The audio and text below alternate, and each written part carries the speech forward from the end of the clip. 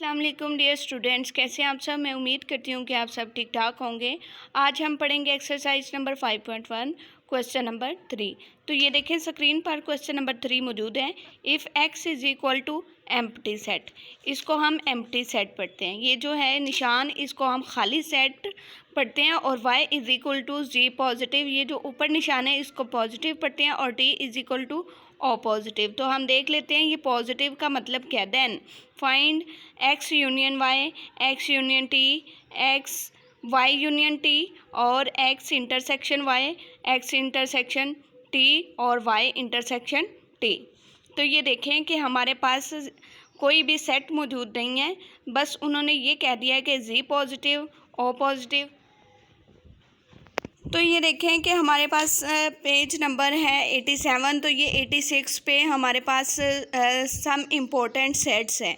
तो ये दिए गए हैं n is equal to the set of natural number, w is equal to the set of whole number, z is equal to the set of integers, z is equal to the set of integers. Integers कौन से? 0 1 2 3। ठीक है, तो ये कहाँ से start होते हैं? 0 1 2 3 अप टू सो ऑन, जहाँ तक मर्जी ले जाएं।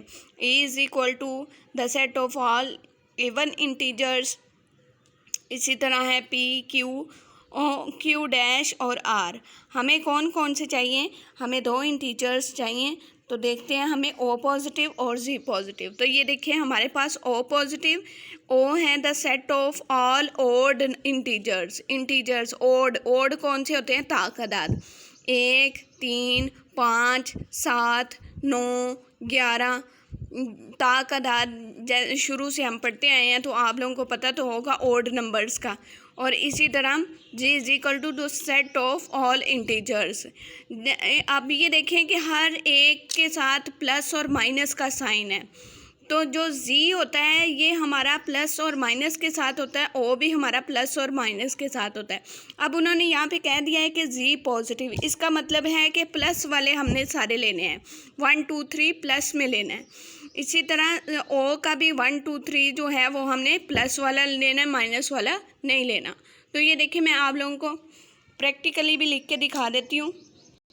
ये देखें कि हमारे पास z इज़ इक्वल टू 0 1 2 3 ये पॉजिटिव नंबर्स हैं। -1 -2 -3 ये मैंने अलग अलग करके लिख दिया ताकि आप लोगों को बआसानी समझ में आ जाए कि ये प्लस और माइनस का क्या चक्कर है। इसी तरह o इज़ इक्वल टू +-1 +-3 और +-5 मैंने एक बार लिख दिया कि इस तरह से आप लोगों को पीछे बुक में दिए गए हैं, लेकिन आप लोगों ने इस बेसिकली ये हैं इस तरह से 1 एक प्लस का और एक माइनस का, एक 3 प्लस का और एक माइनस का। इसी तरह 5 एक प्लस का और एक माइनस का है। तो हमें कौन से चाहिए? ये वाले 1 3 5 7। और यहाँ से कौन से चाहिए? 0 1 2 3 4 अप टू सो ऑन। ठीक है, तो अब हम क्वेश्चन को सॉल्व करना स्टार्ट करते हैं। ये देखें हमारे पास एक्सरसाइज नंबर 5.1 है। तो हमारे पास x क्या है? फर्स्ट पार्ट क्या है? x union y। x union y में हमें x चाहिए और y चाहिए। तो x यहाँ पे x इज इक्वल टू खाली सेट दिया हुआ है, तो ये हमने खाली सेट लिख लिया। ठीक है, y is equal to z positive, तो ये z पॉजिटिव की हमने वैल्यूज़ लिख ली। y is equal to 0 1 2 3 4। क्योंकि ये मैंने ऊपर आप लोगों को समझा दिया कि ये पॉजिटिव और नेगेटिव किस तरह से होती हैं, तो हमने पॉजिटिव पोर्शन लेना है। ठीक है, 0 1 2 3 4 अप टू सो ऑन। तो x यूनियन y है, तो हम इसको अब सॉल्व करते हैं x यूनियन y। और इसमें एक चीज़ और भी मौजूद है, वो मैं आप लोगों को साथ ही बताती चलूँगी कि वो क्या है। तो ये देखें कि हम एक साइड पे x यूनियन y सॉल्व करते हैं और दूसरी साइड पे मैं आप लोगों को बताती हूँ कि इसमें एक और प्रॉब्लम क्या है।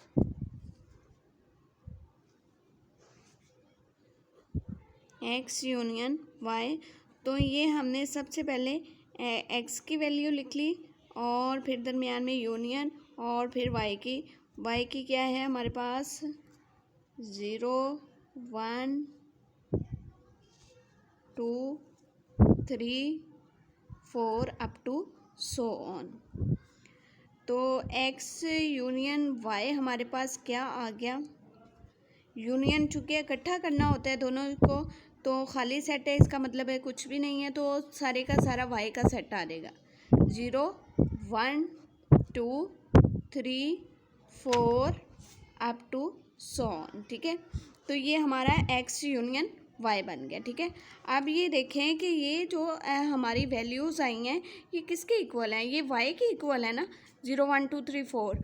तो हम ये भी कह सकते हैं कि एक्स यूनियन वाई जो है वो किसके इक्वल है, वाई के, ठीक है। तो ये चीज़ इसमें बतानी थी मैंने, जो इम्पोर्टेंट थी कि एक्स यूनियन वाई अगर हम मालूम भी कर लें तो ये किसके आंसर के इक्वल आता है, ये वाई के इक्वल आता है, ठीक है। इसी तरह हम नेक्स्ट पार्ट करते हैं। ये देखेंगे सेकंड पार्ट मैंने लिख लिया है एक्स यूनियन टी। तो एक्स हमारे पास क्या है, खाली सेट, और टी की क्या है, पॉजिटिव वैल्यूज़, ओ पॉजिटिव। तो ओ पॉजिटिव वाली वैल्यूज़ कौन सी थी, ऑड नंबर्स। ऑड नंबर्स में से हमने पॉजिटिव वैल्यूज़ ले ली।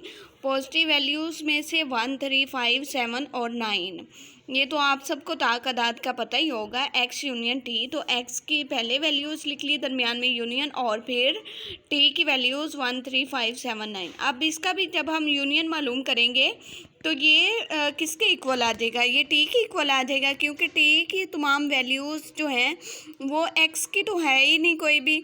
तो जब हम यूनियन बनाएंगे तो टी की तमाम वैल्यूज़ आ जाएंगी ना, तो हम एक्स यूनियन टी को किसके इक्वल भी लिख सकते हैं, टी के।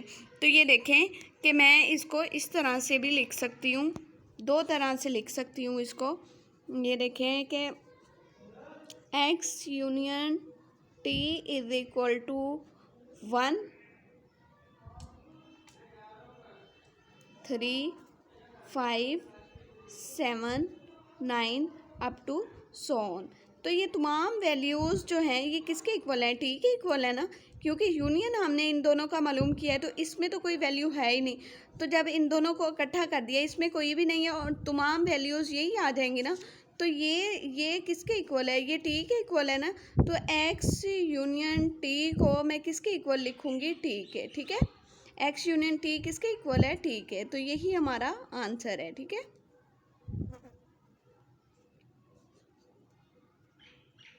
ये देखें थर्ड पार्ट है। थर्ड पार्ट में हमने वाई की वैल्यूज़ लिख ली। तो वाई की वैल्यूज़ तमाम जो थे वो ऑल इंटीजर्स थे। इंटीजर्स में से पॉजिटिव नंबर ले लिए, और इसी तरह टी जो है वो हमारे ऑड नंबर्स हैं। तो 1 3 5 7 9।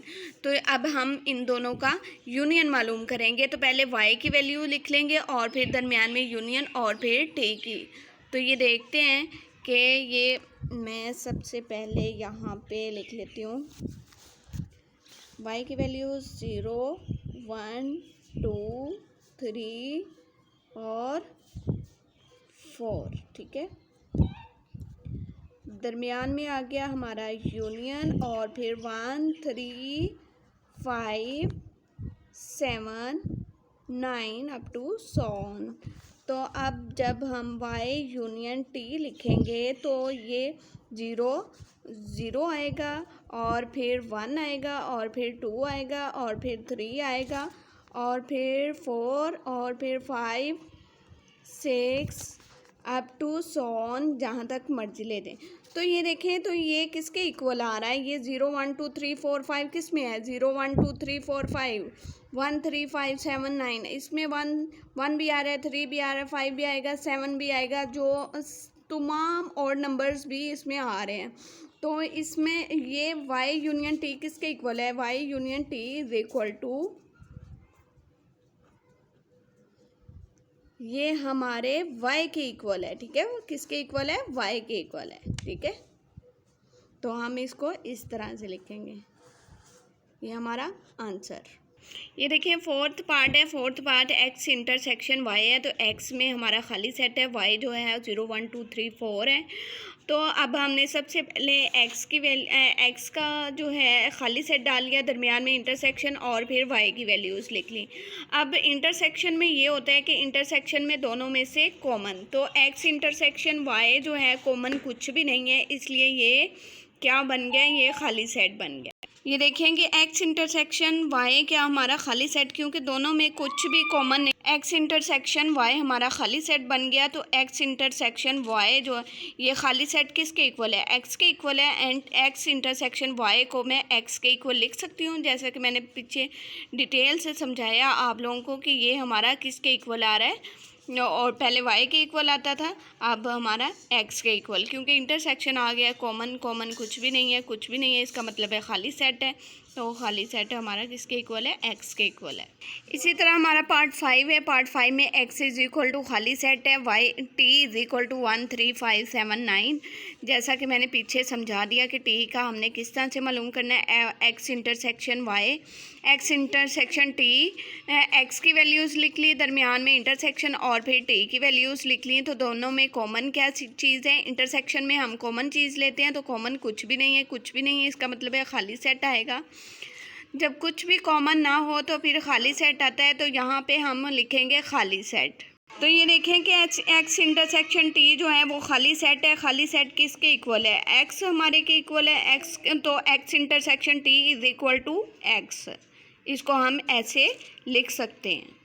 ये देखें कि हमारा पार्ट 6 है, y इंटरसेक्शन t। तो ये y की वैल्यूज़ क्या है, 0 1 2 3 4, और t की वैल्यूज़ क्या है, 1 3 5 7 9। तो y इंटरसेक्शन t मालूम करना है, तो पहले y की वैल्यूज़ लिख ली और फिर दरमियान में इंटरसेक्शन और फिर t की वैल्यूज़ तमाम।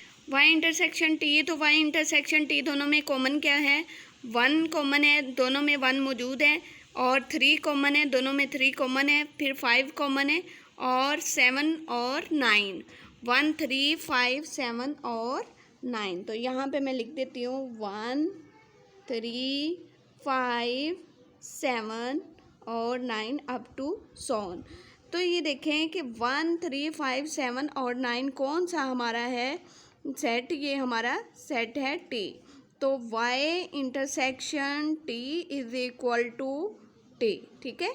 तो ये आप लोगों को अच्छी तरह से दोनों तरीके समझ आ गए होंगे कि किसको किसके इक्वल लिखना है। तो अब आप लोगों को बहुत अच्छे से यूनियन एंड इंटरसेक्शन मालूम करना होगा। जो बच्चे मेरे चैनल पे न्यू हैं वो सब्सक्राइब लाजमी कर दीजिएगा, ताकि मेरी हर न्यू आने वाली वीडियो आप लोगों तक पहुंच जाए। शुक्रिया, अल्लाह हाफ़िज़।